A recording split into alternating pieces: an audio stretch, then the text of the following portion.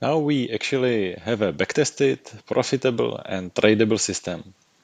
We could investigate what happened here through looking at particular trades, and we know how to do it from past lessons. But it is not that important now. The last thing to close the circle is how we will actually trade it, how we will place trading orders. Because we are only backtesting here, but when we have a backtest done, and we already do, even though a simple one, how we will trade it in the real life. There are two options. Either we place our orders manually in our trading platform, or we get a program, a trading robot, you may call it, doing it for us. Even though I want to make another course about the automated option, now we will see the first approach, and that is placing orders manually. There are two reasons for this. First, the automated method would go beyond the scope of this course, and second, it is important to understand the principles, and it is easier starting with manual trading. In each case, for real trading, you need a trading platform. And because this course is about AMI broker only, in this moment I will only demonstrate what order to submit, not how. There are dozens of trading platforms and we cannot cover it all here. Even though me personally I use interactive brokers, and the other course I would like to dedicate it exactly to this. So let's jump to our small code and make it tradable. The magic formula is called filter. I can filter all stocks in portfolio based on whatever criteria I want. If I want to see only stocks with price higher than 1000 USD, I just write it like this. We write filter at the end of the code and it looks like this. That's it. Filter is close is higher than 1000. We just save it and we run it from Explore. Explore. The filter runs through every day within this period because we set it like this from two dates. It calculates for every single day. So if we want to limit it for just let's say one day, we have to set it like this. The last date we have data for is 24th of March,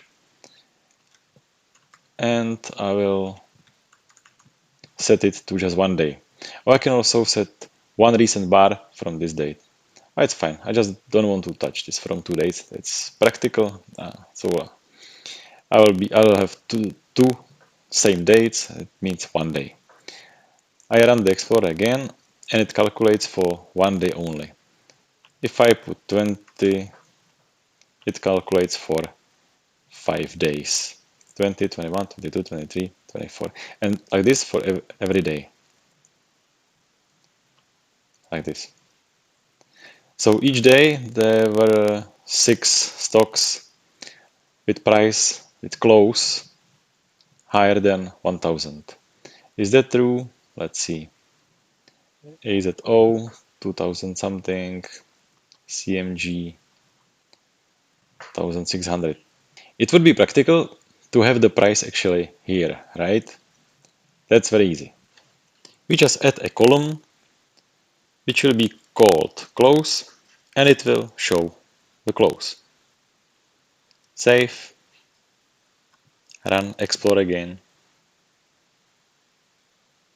and we have the close. We can also sort it by default by something.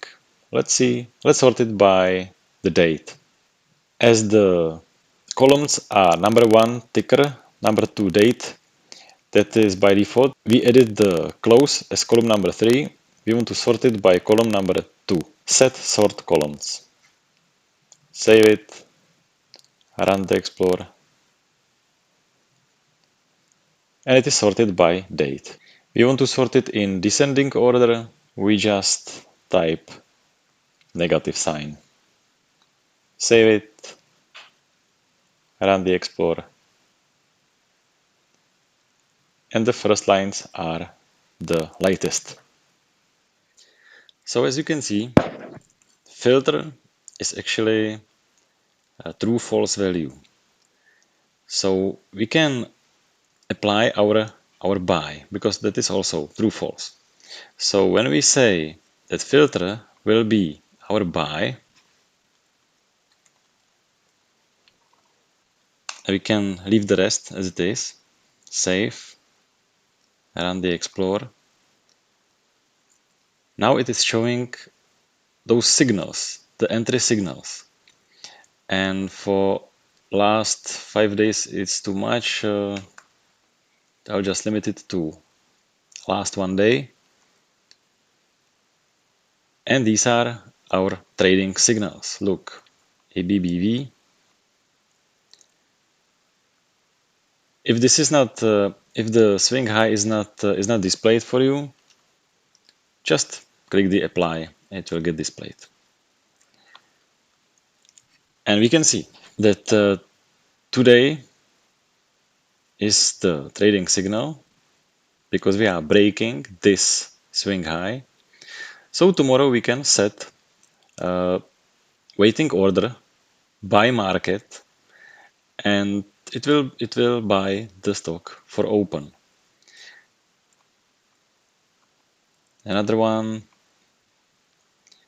this one is the signal because the close is higher than this swing high, so it is our trading signal, and it will be for all of them breaking this high.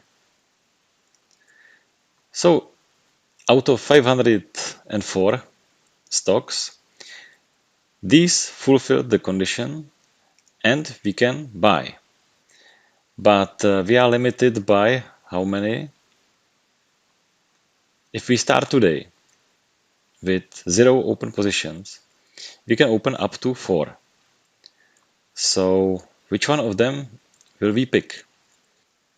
By default, Amy Broker takes the trades alphabetically. If we run the backtest for those 13 years, we really can see that the picked stocks start with A, C, A, D, A. A lot of stocks starting with A because the backtest picks the stock alphabetically. And this prioritization is something that is the last thing we will write a piece of code for, and it is called a position score. It can be very easy. We just type position score. I chose close. So we will always buy only top 4 by close. If I sort it by close, we will buy these top 4. And the backtest will also differ. The backtest will be a bit different for each position score. So we can experiment with position score. Let's see if this position score didn't destroy our backtest.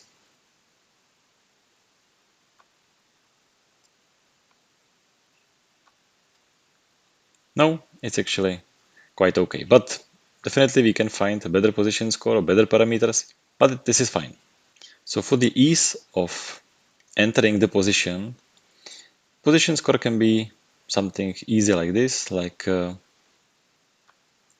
price, or it can be like more complex, like volatility or some rate of change. But this is just to demonstrate the position score function. And this is a finished backtest. Let's try position score. It can be, let's say we want to buy not top 4 by close, but from top 4 from the bottom. So those 4 cheapest stocks. How to do it? I recommend to do it like this. Let's say 10,000 minus close. Save, explore. Oh, the explorer will be the same, but the backtest will differ. 2000 again. and we are always buying the cheapest shares. And the results are different, but still growing. It means that our backtest is quite robust. Whatever position score we choose, the equity curve is growing. That's good sign. And again, if I want to know every day what to buy, easily sort it in sorted order, I just set the sort columns to the third column, which is the close. 1, 2, 3, and with the negative sign, so it will be sorted in descending order. Save,